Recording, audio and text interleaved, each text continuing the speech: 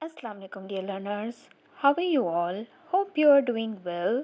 सो आज की ये वीडियो है इकोनॉमिक्स पार्ट 2 के मोस्ट इम्पॉर्टेंट क्वेश्चंस के बारे में। सबसे पहले तो आप ये देख लीजिए कि आपको जो सेक्शन बी है उसकी तमाम 10 इयर्स से प्रैक्टिस करनी है। वैसे तो सेक्शन बी में आपको सिर्फ एक सवाल करना होता है, लेकिन तमाम क्वेश्चंस जो 10 इयर्स में आए हुए हैं, पास पेपर्स में आए हुए हैं, प्लीज़ उनकी प्रैक्टिस करके जाएं, तभी आप कोई एक सवाल कर सकेंगे। और बाकी सेक्शन ए में से, हिस्सा अलिफ में से आपको 4 अटैम्प्ट करने होते हैं। तो जो मैंने टिक किए हुए, मैंने इंग्लिश वाले पेपर में टिक किए हुए हैं, वही वाले ज़ाहिर है क्वेश्चन नंबर देख लीजिएगा। और अगर आप उर्दू में करना चाह रहे हैं तो उर्दू वाले पेपर में आप वो क्वेश्चन टिक कर लीजिएगा। सेम ही क्वेश्चन होते हैं, कोई डिफरेंट नहीं होते, ठीक है।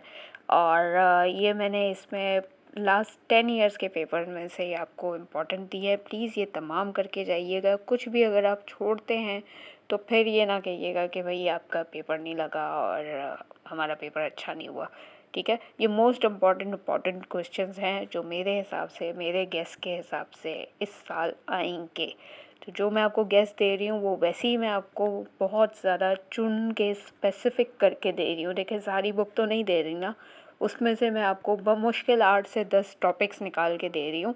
तो वो 8 से 10 टॉपिक तो एटलीस्ट करके जाए ना, तभी जाके आप पेपर में 4 या 5 अटैम्प्ट कर सकेंगे ना।